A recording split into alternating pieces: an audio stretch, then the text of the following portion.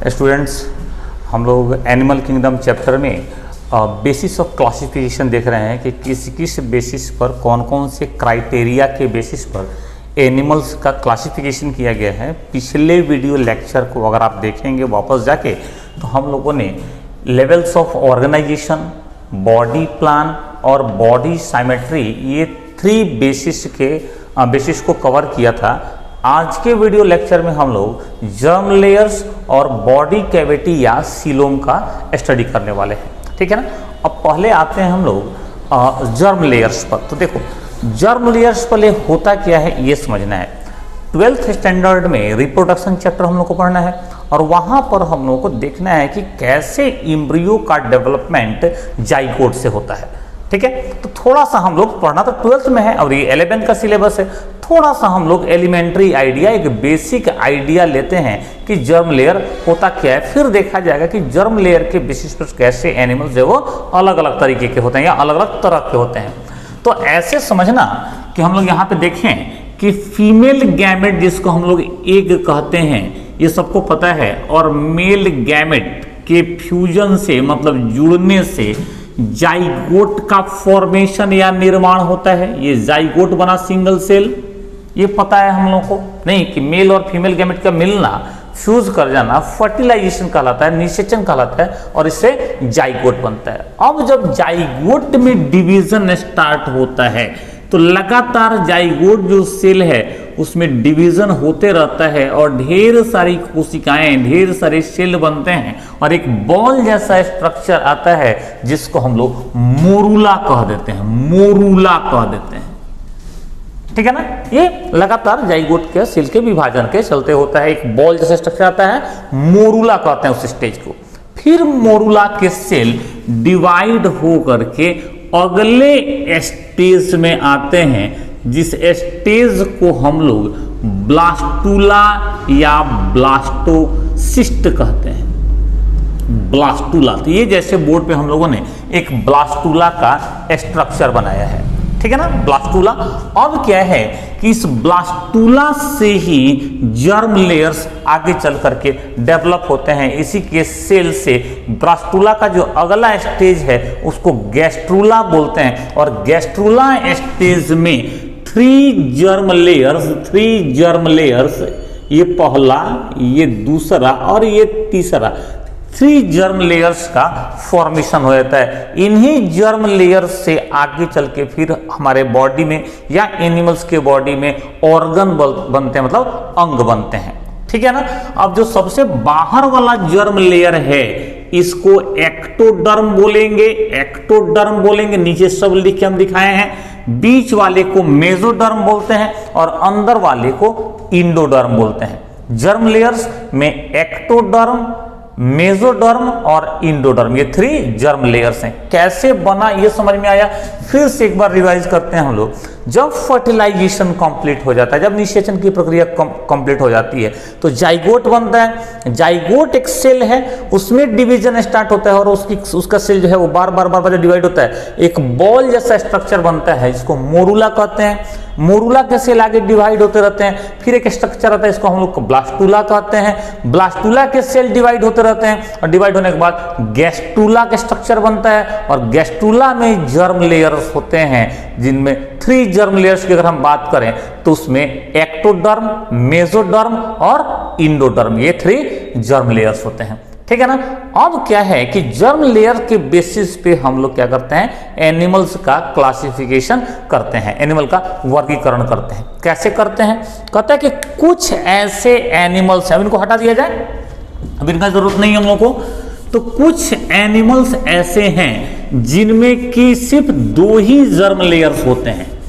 हम लोग बोल रहे हैं कि कुछ एनिमल्स ऐसे हैं जिनमें कि सिर्फ 2 ही जर्म लेयर्स हैं। कौन कौन से जर्म लेयर, तो बाहर वाला एक्टोडर्म और अंदर वाला इंडोडर्म, सिर्फ 2 ही जर्म लेयर्स हैं। तो ऐसे एनिमल्स को जिसमें मेसोडर्म नहीं होता है, जनरली एक्टोडर्म और इंडोडर्म ही होते हैं, उनको हम लोग डिप्लोब्लास्टिक एनिमल्स कहते हैं। फिर से एक बार, डिप्लो का मतलब 2 से रखिएगा आप लोग, 2 जर्म लेयर्स से ऐसे एनिमल्स जिसमें सिर्फ 2 जर्म लेयर्स होते हैं, कौन कौन से? तो एक्टोडर्म एंड एंडोडर्म, नहीं मेसोडर्म नहीं होता है, उनको डिप्लोब्लास्टिक एनिमल्स कहते हैं। ऐसे डिप्लोब्लास्टिक एनिमल्स के एग्जांपल्स कौन हो जाएंगे? स्पॉन्जेस और सिलेंट्रेट्स। स्पॉन्जेज और सिलेंट्रेट्स डिप्लोब्लास्टिक एनिमल्स हो जाएंगे। मेजॉरिटी ऑफ द एनिमल्स, जो अधिकांश एनिमल्स हैं, उनमें 3 जर्म लेयर्स होते हैं। एक्टोडर्म भी होता है, इंडोडर्म भी होता है, और इन दोनों के बीच में मेसोडर्म एक एक्स्ट्रा जर्म लेयर होता है। नहीं तो 3 जर्म लेयर्स हो गए। इसके चलते इन एनिमल्स को हम लोग ट्रिप्लोब्लास्टिक एनिमल्स कहते हैं। प्लेटीहेल्मिन्थ से लेकर के अकॉर्डेट्स तक, हमारे तक सारे एनिमल्स कैसे एनिमल्स हैं? ट्रिप्लोब्लास्टिक हैं, मतलब इनमें 3 जर्म लेयर्स हैं। ठीक है ना। अब देखो जरा सा, यहां पे हम लोगों ने डायग्राम थोड़ा सा क्लियर बनाया है। जैसे ये बाहर वाला जर्म लेयर है, इसको हम लोग को क्या कहना चाहिए? इसको एक्टोडर्म बोलेंगे। ये इसके अंदर वाला जो जर्म लेयर है, ये वाला जो जर्म लेयर है, ये हम लोगों ने पहले से डायग्राम बना के रखा हुआ है ताकि थोड़ा सा आपका टाइम बचे और बात आपको समझ में आए।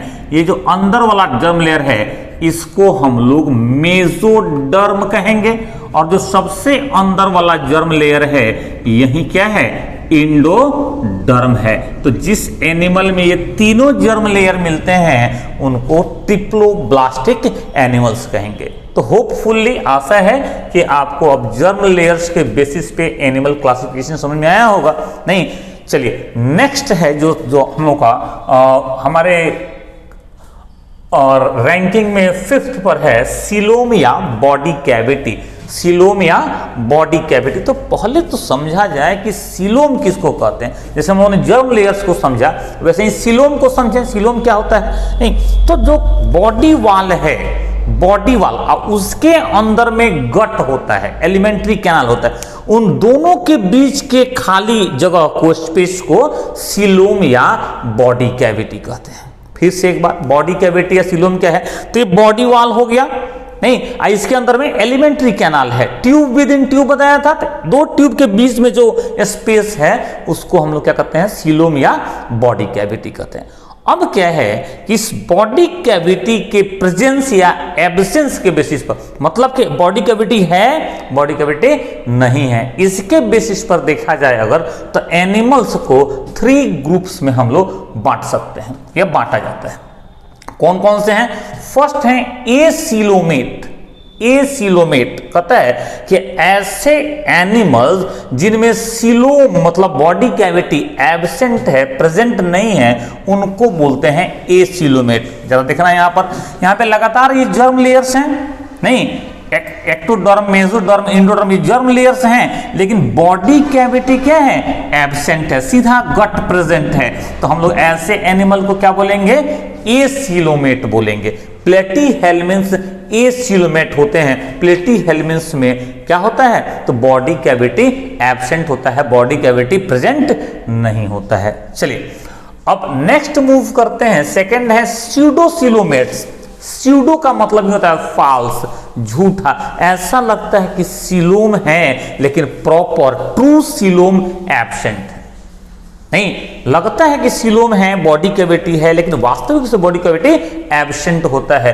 क्या कौन से एनिमल्स हैं? बोलता है कि एसेल हेल्मिन्स जो हैं, दे आर स्यूडोसीलोमेट। यहां पे क्या होता है कि एक्टोडर्म प्रेजेंट होता है, इंडोडर्म प्रेजेंट होता है, और जो मेसोडर्म है ये पाउसेस के फॉर्म में, स्कैटर्ड फॉर्म में, मतलब बिखरे हुए फॉर्म में मेसोडर्म रहता है। तो इनके बीच में जो कुछ स्पेसेस हैं, ये कैसे फील होते हैं? सीलोम के जैसे, लेकिन ट्रू सीलोम है नहीं, इनको कह देते हैं स्यूडोसीलोम। तो हम लोग बोलेंगे कि ट्रू सीलोम एब्सेंट है, सीलोम जैसा दिख रहा है लेकिन वो ट्रू सीलोम है नहीं, बोलेंगे स्यूडोसीलोमेट है। और फिर से वही बात, जो मेजॉरिटी ऑफ द एनिमल्स हैं, सब में क्या होता है? बॉडी कैविटी होता है। मतलब कि बॉडी वाल होगा, उसके अंदर में एक ट्यूब होगा, गट, दोनों के बीच में स्पेस होता है, जिसको हम सीलोम कह रहे हैं। तो इनको सीलोमेट कहते हैं। जिस भी एनिमल में सीलोम प्रेजेंट होता है, दे आर कॉल्ड सीलोमेट, उनको हम लोग सीलोमेट कहते हैं, या फिर उन्हीं को यूसीलोमेट कहते हैं, या फिर उन्हीं को ट्रू ट्रू सीलोमेट कहते हैं। हमने लिखा ट्रू सीलोम इज प्रेजेंट, मतलब ट्रू सीलोम इनमें क्या होता है, उपस्थित रहता है। एनालिड्स से लेकर के, केंचुआ वगैरह से लेकर के और कॉर्डेट्स तक, मतलब हमारे तक, सब के सब जो एनिमल्स हैं वो कैसे हैं, सीलोमेट हैं, मतलब सब में सीलोम प्रेजेंट है। देखना जरा सा, एक्टोडर्म प्रेजेंट है, मेसोडर्म प्रेजेंट है और क्या है, इंडोडर्म प्रेजेंट है। फिर देखो यहाँ पे अंदर वाला जो ल्यूमेन है, इसको हम लोग गट लिखे हुए हैं, नहीं तो क्या है भाई, तो यहां पर देखो जरा सा, एक्टोडर्म के बीच में और मेसोडर्म के बीच में कैविटी है, जिसको हम लोग क्या कह रहे हैं, जिसको हम लोग सीलोम कह रहे हैं। तो ऐसे सारे एनिमल्स, फिर से एक बार बोल रहा हूं, जिनमें सीलोम प्रेजेंट होता है उनको हम लोग सीलोमेट बोलते हैं, ठीक है ना। तो यहां तक मतलब कि जो हम लोग देख रहे हैं बेसिस ऑफ क्लासिफिकेशन, उसमें levels of classification, body plan, body symmetry, अब हम लोग देख लिए जर्म लेयर्स, सीलोम या बॉडी कैविटी। तो यहां तक आपको ठीक से रिवाइज कर जाना है। बाकी के पोर्शन जो है वो आसान है, ये डाइजेशन, एक्सक्रीशन, फर्टिलाइजेशन, डेवलपमेंट, ये तो थोड़ा सा पढ़ा हुआ है, आगे फिर हम लोग देखेंगे। तो ये आसान है, इनको एक ही वीडियो लेक्चर में हम लोग क्या कर जाएंगे, कवर कर जाएंगे, ठीक है। इनको अच्छे से रिवाइज करिए, फिर नेक्स्ट वीडियो लेक्चर में इनको मैं करा देता हूं। थैंक यू सो मच, मेहनत करते रहिए, run fast for better life, good luck.